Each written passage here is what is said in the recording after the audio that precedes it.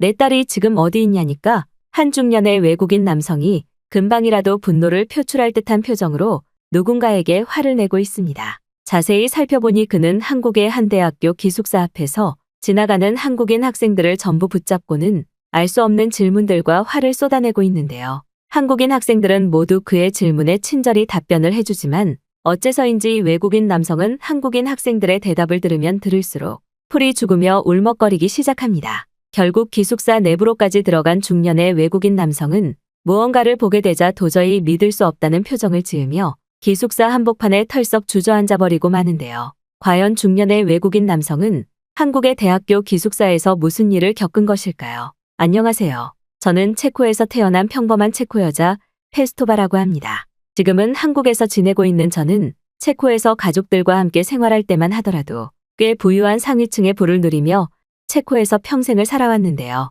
제가 태어나기도 전부터 체코의 유명한 경제학 대학 교수로 많은 강의와 함께 대학 수업을 진행하시던 저희 아버지께서는 교수라는 직함을 이용해 꽤 많은 부를 축적하셨고 저 또한 그러한 아버지의 밑에서 부유하게 자랄 수밖에 없는 가정환경이었죠. 체코의 명문 대학교에서 경제학 교수로 강의를 진행하시는 아버지의 모습을 보고 자랐던 저는 수백 명의 학생들 앞에서 강의를 진행하시는 아버지를 존경해왔고 저 또한 그러한 아버지와 같은 교수가 되고 싶다는 자연스러운 꿈을 가지게 되었습니다. 이러한 교수 집안의 딸이라는 가정환경 때문인지 저는 체코에서의 평범한 학교를 다녔을 때부터 다른 친구들과 달리 매우 확실한 교수라는 꿈이 있었고 아버지처럼 경제학에 관심이 많아 이미 10살의 나이가 되기도 전부터 각종 경제학 관련 논문들을 아버지와 함께 읽거나 실제 발표를 하는 연습들을 하면서 대학교 교수라는 꿈을 이루기 위한 노력들을 해왔는데요. 아버지께서도 처음에는 이러한 저희 모습에 굉장히 뿌듯해하셨지만 점점 시간이 지날수록 저에게 기대하는 기대치가 너무 높아지게 되면서 제가 조금만 실수를 하거나 경제학 관련 지식에 대해 모르는 것이 있으면 불같이 화를 내는 나날이 이어지게 되었죠. 그리고 이러한 가정환경의 영향 때문인지 다른 친구들은 평범하게 소꿉놀이를 하거나 밖에서 맛있는 것도 먹고 백화점을 쇼핑하러 다닐 때 저는 경제학 교수인 아버지의 기대치에 부응하기 위해 집 밖을 나가지도 않고 오직 경제학 관련 공부만을 해나가기 시작했고 차츰차츰 친하게 지내던 친구들마저 저를 만나주지 않으면서 저는 사실상 친구 없는 외톨이가 되어버리고 말았습니다. 하지만 10대 후반의 나이였던 저는 이러한 모든 시간은 나중에 대학교에 입학하는 순간이 되면 충분히 보상을 받을 수 있다고 생각했고 아버지의 기대에 부응하면 아버지를 행복하게 해줄 수 있을 것이라는 생각에 밤낮 가리지 않고 오직 경제학 공부에만 매달리게 되었죠. 특히 대학교 입학을 앞두고 있던 시점에서는 이러한 아버지의 기대에 부응해야 된다는 강박감이 극에 달하게 되었고 아버지 또한 저에게 체코의 최고 명문대학인 프라하 대학교에 입학하지 못한다면 당장 집 밖으로 쫓아낼 것이라면서 저를 엄청나게 압박했습니다. 하지만 그러던 어느 날 저와 유일하게 친하게 지내던 한 친구가 자신은 한국의 대학교에 입학할 것이라는 충격적인 얘기를 해주더군요. 그때 당시 저는 휴대폰과 컴퓨터도 하지 않고 오직 프라하 대학교에 입학하기 위한 공부를 하고 있던 때라 한국에 대해 잘 알지 못했으나 아주 가끔 친구들과 대화를 나눌 때면 한국의 K-팝 문화나 한국 여행에 관해 들을 수 있었는데 친구들은 지금 한국이 전 세계의 트렌드를 주도하고 있다며 저에게 한국에서 만들어진 영화나 드라마들을 보여주기도 했었죠. 하지만 체코의 교수로 지내시던 아버지께서는 항상 저에게 체코가 전 세계에서 제일 유명하고 영향력이 높다는 말을 해주셨기 때문에 언제나 체코가 세계 최고의 선진국이라고 믿고 있던 저에게는 이처럼 한국의 대학교로 가겠다는 친구의 말이 큰 충격일 수밖에 없었습니다. 그 친구 또한 저와 학교 성적이 거의 비슷했던 친구였기에 충분히 체코의 프라하 대학교에 입학할 수 있는 수준의 실력을 갖추고 있었지만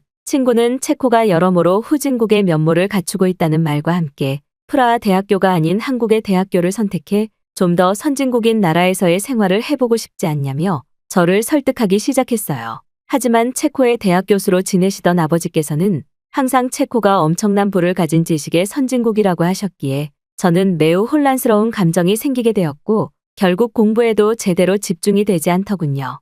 처음에는 그저 단순한 호기심에서 시작했던 한국 대학교로의 입학 유학은 어느 순간 제 마음속에서 점점 커져나가게 되었고 저와 친구는 만나기만 하면 한국의 대학교로 유학을 갈 수 있는 방법에 대해 얘기를 나눌 정도로 체코의 대학교 입학은 전혀 고려하지 않는 상태로까지 이어지게 되었습니다. 하지만 한국의 대학교로 입학하기 위해서는 우선 체코의 대학교에 입학하는 것이 첫 번째 순서였고, 그 이후 대학교를 편입하는 과정을 통해 한국의 대학교로 교환학생 개념의 유학을 갈 수 있는 매우 쉬운 방법이 있더군요. 일단 실제 한국이라는 나라를 경험해보고 싶은 저와 친구로서는 최선의 방법이었고, 저와 친구는 그날 이후 한국의 대학 유학에서 사용할 돈을 모으기 위해 공부도 하지 않고 체코의 청소부 아르바이트 일을 하며 돈을 모아나가기 시작했습니다. 하지만 저희 아버지께서는 대학교 입학을 앞두고 있지만 공부를 하지 않고 돈만 벌러 다니는 저희 모습에 엄청난 분노를 하셨고, 하루는 저에게 대체 왜 프라하 대학교에 입학하기 위한 공부를 하지 않는 것이냐며 물어보시더군요.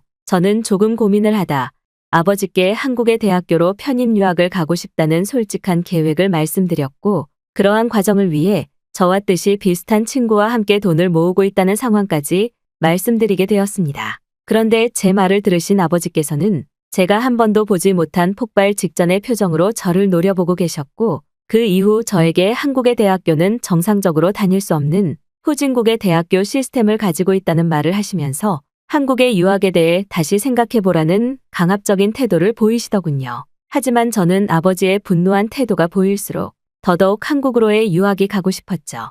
친구가 보여준 컴퓨터나 휴대폰 속 한국의 모습들은 아버지가 설명한 것과는 전혀 반대의 모습들을 가지고 있었고, 특히 한국의 대학교는 건물만 보더라도 날띠 낡은 체코의 대학교 건물과는 비교가 되지 않을 정도의 쾌적함을 갖추고 있는 것처럼 보였기에 저로서는 체코의 대학교에 입학할 이유가 더더욱 없었습니다. 그 이후 아버지께서는 저에게 한국의 대학교에 유학을 갈 것이라면 당장 의절하겠다는 말씀까지 하시며 저를 한국으로 못 가게 막으셨고, 저는 아버지의 그러한 충격적인 발언들을 들을 때마다 매일 밤 눈물을 흘릴 수밖에 없었습니다. 결국 저는 아버지의 강압적인 태도 때문에 집을 도망칠 수밖에 없었고, 친구와 함께 체코에서 룸쉐어를 하며 한국으로의 유학을 위한 한국어를 공부하면서 동시에 유학을 위한 돈을 모아나가게 되었죠. 한국으로의 대학 편입을 위해 마침내 체코의 평범한 대학교에 입학했던 저와 친구 벨라는 오직 한국으로의 대학 편입을 위해 전공과는 아무런 상관이 없는 체코의 대학교 학과로 입학하게 되었고,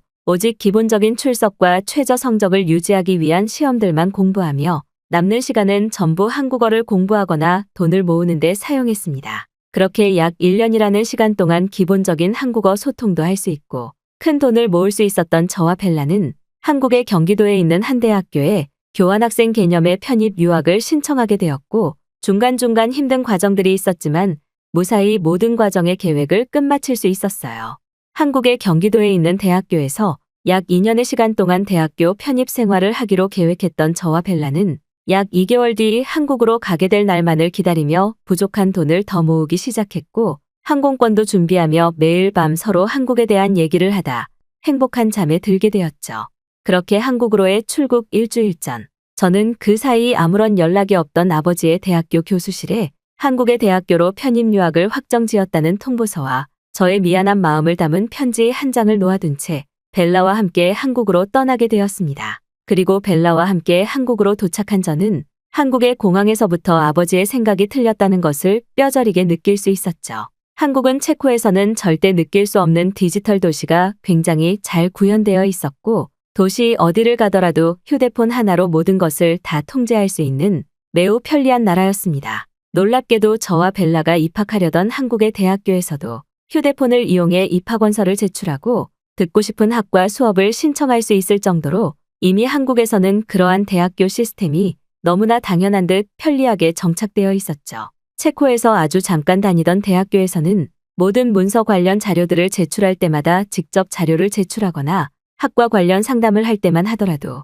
직접 교수님을 만나서 얼굴을 보고 요청을 해야만 했는데, 한국에서는 이러한 시간이 절약되며 너무나 편하다는 생각이 들었습니다. 유학 편입을 확정지었던 경기도의 대학교로 가는 길에 저와 벨라는 마치 금방이라도 패션쇼를 하고 온 듯한 한국의 평범한 대학생들을 마주할 수 있었고, 그들 모두가 키가 크다는 아주 단순한 사실에도 큰 충격을 받을 수밖에 없었죠. 어떠한 이유 때문인지 몰라도 체코에서는 다른 친구들보다 키가 크다는 소리를 들어왔던 저는 한국의 대학생들과 비교했을 때에는 그저 평범한 키에 불과했고, 저는 그러한 단편적인 모습들을 통해 한국이 왜 선진국인지 계속해서 느낄 수밖에 없었습니다. 하지만 더욱 충격적인 것은 벨라와 함께 앞으로 한국에서 생활할 대학교의 기숙사에 도착했을 때였죠.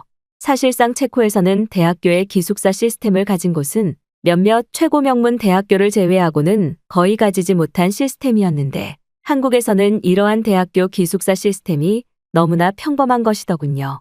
기숙사 건물 앞에는 체코에서 온 저와 벨라를 위해 학교 전체를 소개해줄 담당 교수분이 저희를 기다리고 계셨고 저희는 한국인 교수분의 가이드를 통해 앞으로 2년 동안 지낼 기숙사 이곳저곳을 살펴볼 수 있었습니다. 그런데 어째서인지 기숙사를 둘러볼수록 이러한 공용시설이 왜 체코에서 가족과 함께 지내왔던 집보다 더 좋은 것인지 이해할 수 없는 상황이 펼쳐지기 시작했고 저와 벨라는 체코가 엄청난 후진국이었다는 사실을 그제서야 깨닫기 시작했습니다. 한국의 대학교 기숙사 내부에는 모든 학생들이 자유롭게 사용할 수 있는 샤워시설은 물론 각종 편의시설 상점과 공원까지 갖추어져 있었고 심지어는 대학교 기숙사에 들어오기 위한 출입을 엄격히 관리하는 최첨단 스크린 도어까지 설치되어 있더군요. 체코의 대학교에서는 번번이 발생하는 외부인의 출입으로 인한 범죄 상황이 발생할 가능성이 한국의 대학교 기숙사에서는 전혀 불가능해 보였고 오히려 모든 학생들이 오직 공부에만 집중할 수 있는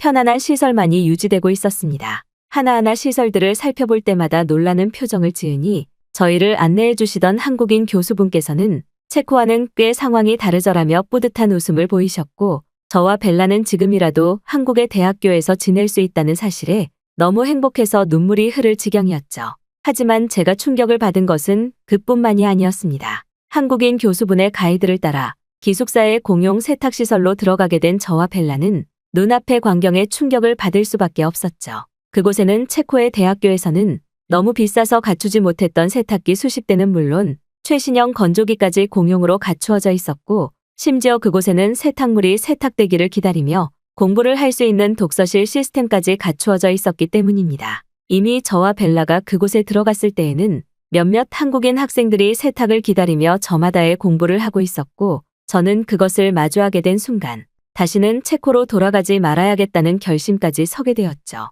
그 후 저는 벨라와 함께 약 1년 동안 뜻깊고 행복한 대학교 생활을 할 수 있었고 한국인 남자친구까지 사귈 수 있었습니다. 하지만 놀랍게도 제가 한국으로 오고 난 뒤 약 1년의 기간 동안 아버지께서는 단 한 번도 제가 준 주소인 한국의 기숙사로 오지 않으셨고 심지어는 전화까지 한 통도 하지 않으시더군요. 1년이라는 시간 동안 한국에 계속 적응해 나가며 한국이 얼마나 살기 좋은지 뼈저리게 느끼고 있던 저는 어느 날 아버지와 한국에서 같이 살면 얼마나 좋을까라는 생각에 큰 고민에 빠지게 되었습니다.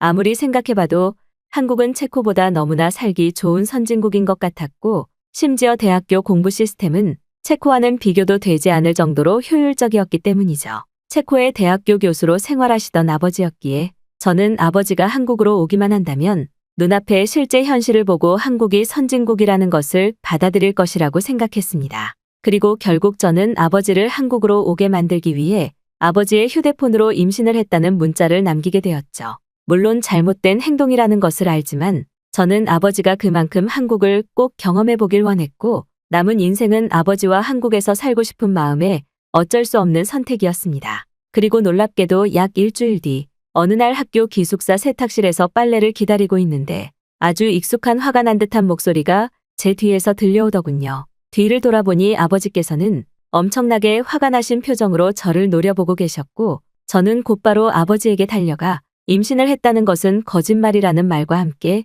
제가 왜 거짓말을 할 수밖에 없었는지 천천히 설명하게 되었습니다. 저의 말을 듣자마자 아버지께서는 안도의 표정을 지으시더니 대체 왜 그랬냐는 말과 함께 조금 화를 내셨고 저는 곧이어 아버지와 함께 한국의 기숙사 전체를 돌아다니며 약 1년 전 제가 겪었던 놀라운 광경들을 그대로 보여드리게 되었죠. 아니나 다를까 아버지께서는 눈앞에 펼쳐지는 한국의 대학교 기숙사 시설들에 저만큼이나 큰 충격을 받으신 것 같았고 특히 기숙사 내부에서 학생들이 생활하는 공간을 보시고는 이렇게나 깨끗하고 비싸 보이는 공간이 한국에서는 평범하다니라는 말을 반복하시며 제 방에서 눈을 떼지 못하시더군요. 그날 이후 아버지께서는 무려 일주일의 시간 동안 제가 대학교에서 수업을 듣는 사이 혼자 대학교 이곳저곳을 둘러보셨고 심지어는 저와 함께 학식까지 드시며 한국에 완전히 빠지게 되셨습니다. 아버지에게 왜 그렇게나 한국을 후진국이라고 하셨는지 질문을 했지만 아버지께서는 수십 년 전의 고집 때문에 그렇게 말할 수밖에 없다며 미안하다고 하셨고 지금은 저보다 한국을 더욱 사랑하는 사람으로 변하셨죠. 체코에서의 교수 생활 때문에 어쩔 수 없이 다시 체코로 돌아가신 아버지께서는 지금도 2달에 한 번씩은 제가 있는 한국으로 와서 같이 한국 여행을 할 정도로 지금은 저보다 한국을 더 사랑하시는 아버지와 함께 선진국 한국에서 기적을 누리고 있습니다.